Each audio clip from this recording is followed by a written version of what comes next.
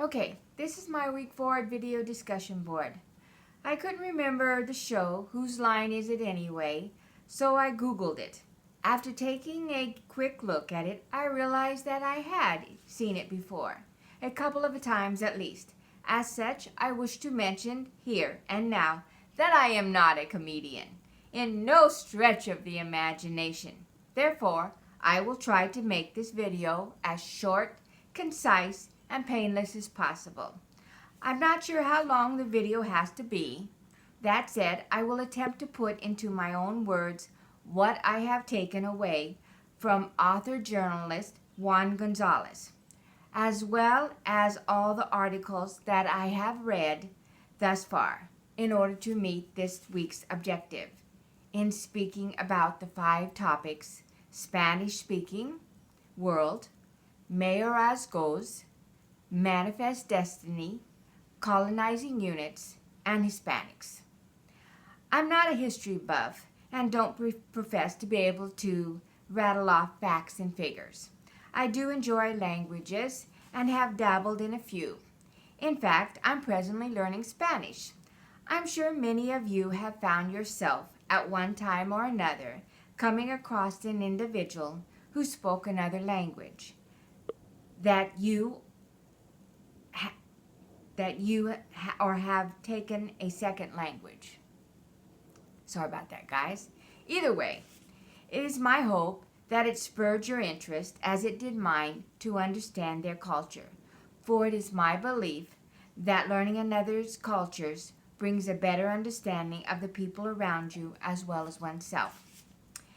In all of the positions I've held and places I've worked, I've met a number of different individuals of different nationalities, races, and creeds, Spanish being one of them.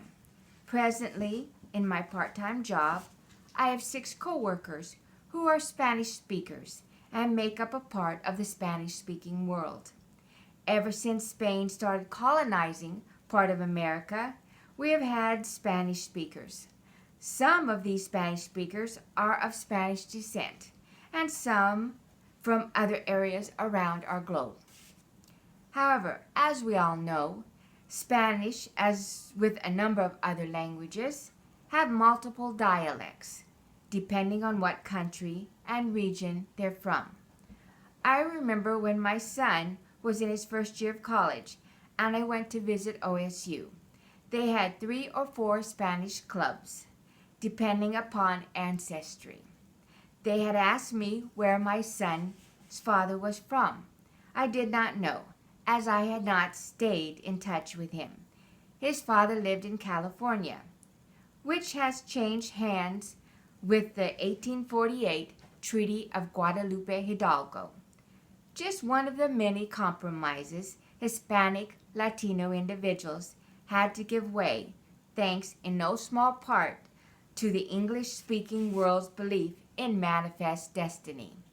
In fact, some of the locations that Hispanics who had inherited their land through the family lineage in acquiring mayorazgos, large land holdings. Much of this land had once been free, as Indians believed land is a resource and owned by none. That's it. Thank you, everybody.